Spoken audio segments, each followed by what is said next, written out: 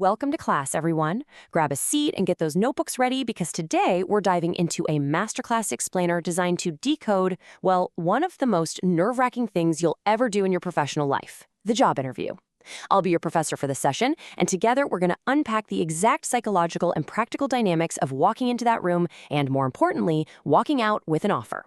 We'll be drawing directly from our source material on interview preparation to figure out exactly what works, what completely fails, and why. So, to kick things off, let me throw a Socratic question at you, straight from the warm-up section of our text. How soon do you form opinions when you meet somebody for the first time? Think about it for a second. Is it a minute? 10 seconds? Is it the exact moment they walk through the door? I'm starting with this because interviews, at their absolute core, are fundamentally about human judgment and first impressions. The people sitting across that table are making split-second decisions about your character, your competence, and whether you actually fit in. Here is our syllabus for today. We've got 5 modules. First, the 10-minute window. Second, the recruiter's dilemma. Third, the candidate's toolkit. Then, verbal and behavioral cues, and we'll wrap it all up with case studies in action. All right, let's jump right into Module 1, the 10-minute window, surviving the pressure test. Picture this. You walk into a room, take a seat, and boom, a whole panel of management is just staring right back at you, waiting. It is literally the ultimate pressure test.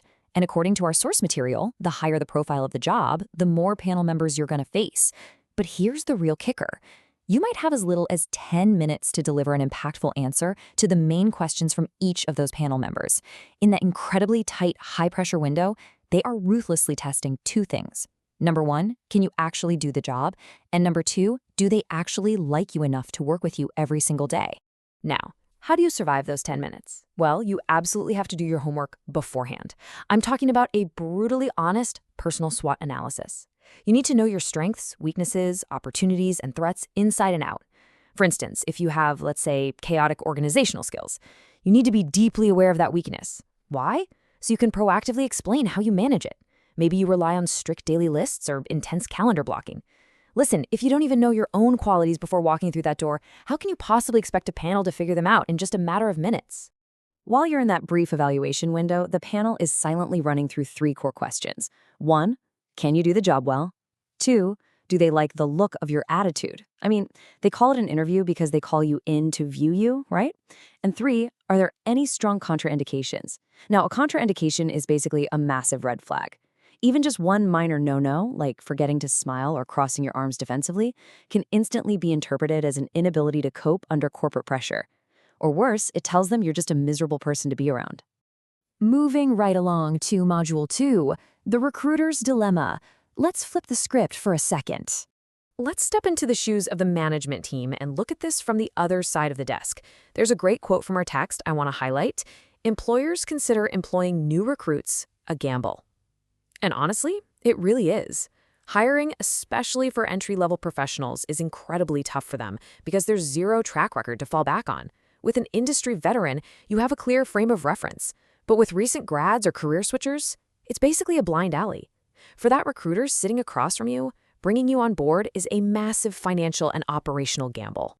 And this right here perfectly illustrates why your sparkling exam results simply aren't enough to guarantee an offer.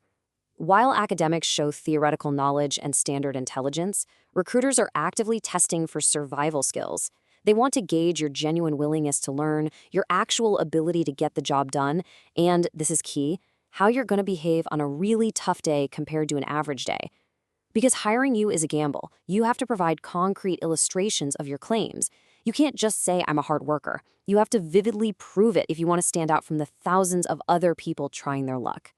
Which brings us to a huge, absolutely crucial golden rule from our text. Never, ever try to bluff the panel on verifiable issues. Almost everything you claim can be easily checked by a halfway decent HR department. If they hit you with a highly technical question that completely stumps you, don't sit there and babble incoherently in a total panic. It is so much better to just say, you know what, I'd like to come back to that later. So you can buy some time. Or just honestly admit you don't know the exact answer, but express a massive enthusiasm to learn it. Academic humility goes a very long way in the corporate world. Okay, Module 3, the candidate's toolkit. It's time to prepare your defense. Class, now that we've got the theory and the recruiter's mindset down, let's build your candidate toolkit. First tool in the box, your vocabulary. I want you to seriously upgrade the verbs you use when describing your past experiences.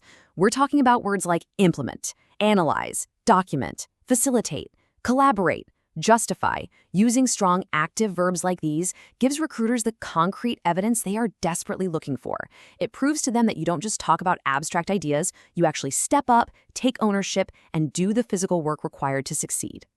Let's look at a practical example from our material. This is Ruchi Sahai's preparation handout, or what we comprehensively call a cheat sheet. Now, actually, scratch that name for a second. Do not bring this into the room and read from it during the interview. That would be an immediate contraindication, right? Instead, it's a tool you use beforehand to vigorously memorize your key skills, your language fluencies, and those highly strategic questions you want to hit the company with when they finally give you the floor. The whole point here is that doing this level of intense prep work anchors your professional identity. When you know your facts and your background completely cold, you can easily match the interviewer's level of formality. You can gracefully avoid hiding behind complicated jargon, and you present yourself as approachable, manageable, and highly skillful. That is the exact formula for beating the odds and taking the gamble out of the recruiter's hands. Module 4, Verbal and Behavioral Cues. Welcome to the unspoken syllabus. This is where we get into the pure psychology of the interview. We're talking about the silent signals you are broadcasting before you even say a single word.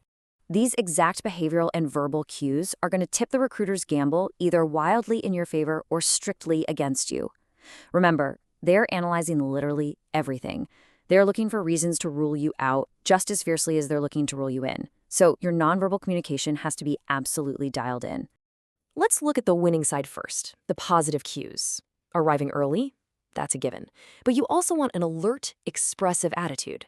Speak with a consistently clear voice. And for goodness sakes, smile warmly. Acting genuinely relaxed and giving spontaneous yet highly organized replies proves to the panel that you aren't defensive. Injecting candor and some perfectly timed appropriate humor signals that you're an enthusiastic, positive person who can easily handle the social pressures of the corporate environment. Now, contrast that with the danger zone, the negative cues.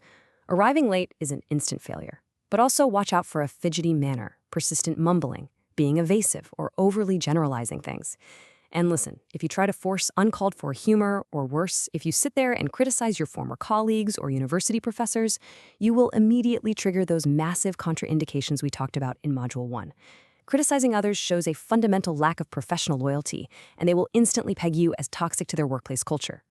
And finally, Module 5, Case Studies in Action, Sheila versus David. For our final module today, we're doing some lab work. We are pulling 2 mock interviews directly from the source material to see these concepts in practice. Let's compare candidate A, Sheila Wong, against candidate B, David Smith. Sheila is masterful. When the interviewer points out her German is rusty, does she panic or get defensive? No way. She spins it positively. She pivots to her active use of French, her love for brainstorming, and her knack for handling tough, fast-paced situations. David, on the other hand, is the ultimate what not to do. He claims his main strength is being calm, yet his entire vibe is hesitant, and he fails to give a single concrete illustration to back up this supposed calmness. Plus, he gets weirdly fixated on overseas perks before he even has the job. But here is the exact moment David completely bombs the exam. When they ask about his weaknesses, he drops this absolute disaster of a quote. "I think I get bored of repetitive work. Sameness." Class, let's analyze this critically. Instead of using his SWOT analysis to frame a weakness positively, like saying, "I'm deeply driven to innovate, so I'm always looking to streamline repetitive processes," he just signals a massive lack of commitment. To a recruiter, a comment like that translates to a genuinely bad attitude and a fast resignation letter the second the job gets a little tedious. It's a fatal error. All right, class, that brings us to the end of today's lesson and your final homework.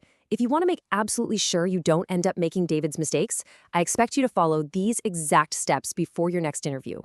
First, sit down and do that brutally honest personal SWOT analysis so you know exactly where you stand. Second, build out your factual and behavioral cheat sheet so your professional identity is rock solid. Third, master those active verbs to provide undeniable concrete evidence of your skills.